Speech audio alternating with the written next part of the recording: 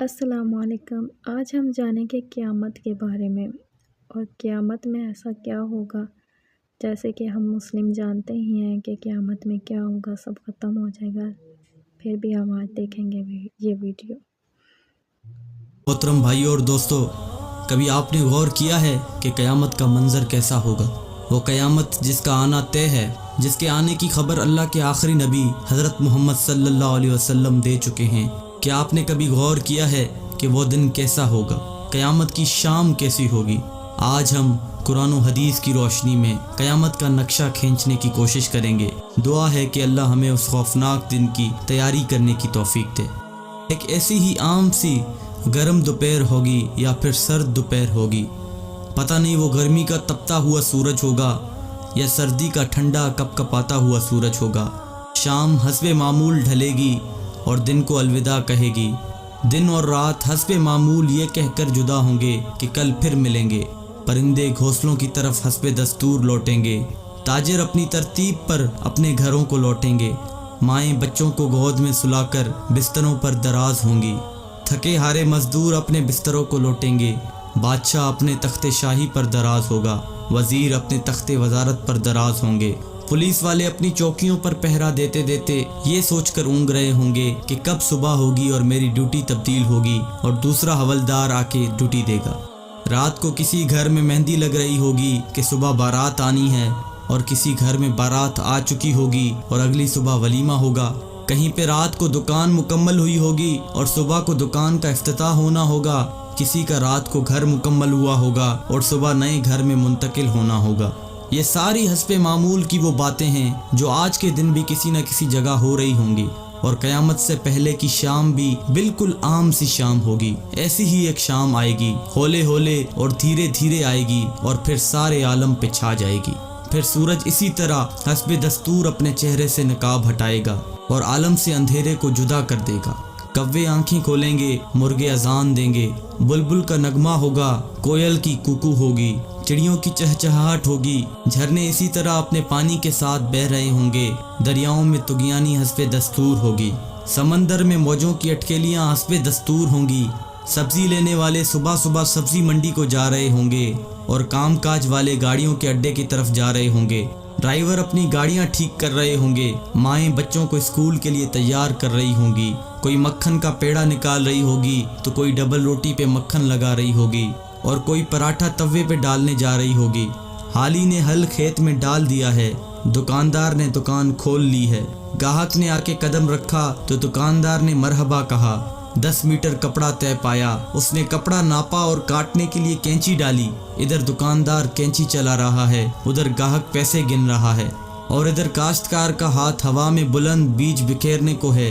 ادھر دلہن کے لیے اس کی بہنیں اور سہیلیاں آئی بیٹھی ہیں، ادھر باراتی آئے بیٹھے ہیں۔ لوگ انتظار کر رہے ہیں کہ کب بارات چلے گی، کب باجا بجے گا اور کب دلہا آئے گا۔ ایسا ہی ایک عام دن ہوگا اور حسب معمول کے کام جاری ہوں گے، حسب دستور دنیاوی معاملات بھی جاری ہوں گے، اور اچانک سے ایک ہیبت ناک آواز آئے گی۔ وہ آواز اتنی خوفناک ہوگی کہ اس آواز کو سن کر دکاندار کے ہاتھ سے کینچی گر جائے گی، گاہک کے ہاتھ سے پیسے گر جائیں گے، کاشتکار کے ہاتھ سے بیج گر جائے گا، دلہن کے گجرے ٹوٹ جائیں گے، مہندیاں گر جائیں گی، دلہن اپنی جان بچا کے بھاگے گی، دولہے کو اپنی بارات اور اپنی دلہن تک یاد نہ ہوگی، لڑکی والوں کو مہندی اور زیورات میں سجی ہوئی اپنی بیٹی یاد نہ ہوگی تو لڑکے والوں کو گھوڑے پہ چڑھتا ہوا دولہا بھول جائے گا، مراسیوں کو اپنے ڈھول بھول جائیں گے، سیاست دانوں کو اپنی سیاست یاد نہ ہوگی، حوالدار کو اپنا پہرا بھول جائے گا۔ وہ خوفناک آواز پورے جہاں کا کلیجہ چیر دے گی۔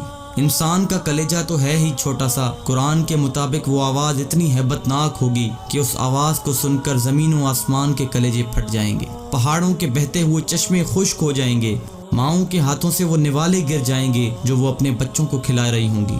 وہ ماں جو چند لمحے پہلے اپنے بچے کو اپنی چھاتی سے دودھ پلا رہی تھی اور میرا چاند کہہ کر اپنے بچے کا ماتھا اور گال چوم رہی تھی، وہی ماں اپنے بچے کو ایک ٹوکری کی طرح ہوا میں اچھال دے گی کہ یہ مرتا ہے تو مرے، میری جان بچ جائے۔ لیکن آج بچے تو کون بچے اللہ کے سوا؟ آج ہر شخص پر اتنا خوف طاری ہے کہ اسے بچوں کی پکار نہیں سنائی دے رہی۔ آج دھرتی پر مسلمان کوئی نہیں ہوگا۔ یہ اللہ کا شکر ہے کہ قیامت صرف کافروں کے لیے ہے، مسلمان کوئی نہیں ہوگا۔ اس دن انسان اپنے ہاتھوں سے بنے ہوئے گھروں کو گرتا دیکھے گا، سنگ مرمر کی اینٹوں کو ادھڑتا دیکھے گا، اپنے تخت کے پرزے پرزے ہوتا دیکھے گا، اپنے اسلحے کو بکھرتا دیکھے گا، اپنی طاقت کو ٹوٹتا دیکھے گا، اپنے جسم کو ساتھ چھوڑتا دیکھے گا۔ سورج یہ دیکھو، کوئی آنکھ ہے تو دیکھے اللہ کی بے نیازی کو۔ آج جبریل بھی تڑپ کر مر گیا، آج میکائیل بھی چکرا کر گر گیا، آؤ چشم تصور میں اسرافیل کو بھی گرتے دیکھ لو، آج عرش کے فرشتوں کو بھی گرتے دیکھو۔ اب ایک عجیب منظر ہے، ایک ہیبت ہے، ایک سناٹا ہے، ایک خوف ہے، ایک جلال ہے۔ اوپر اللہ ہے اور نیچے اسرائیل کی ٹانگیں بکری کے بچے کی طرح کانپ رہی ہیں، اور اللہ شان بے نیازی سے کہہ رہا ہے، کون باقی؟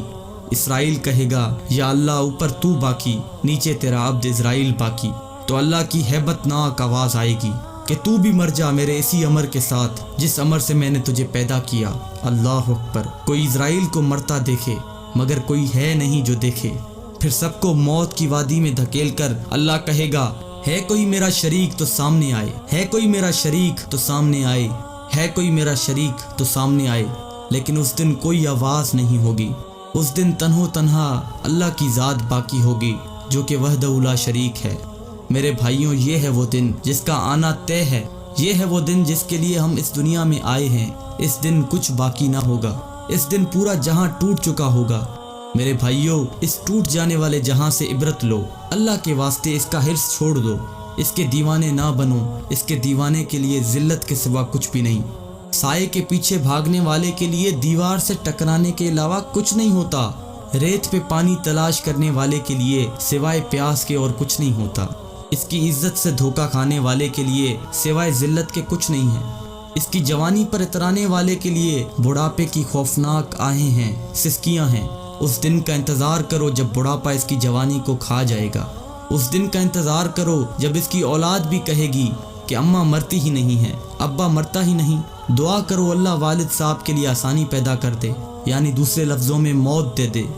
جگہ جی لگانے کی دنیا نہیں ہے، یہ عبرت کی جہاں ہے، تماشا نہیں ہے، جہاں میں ہیں عبرت کے ہر سو نمونے، مگر تجھ کو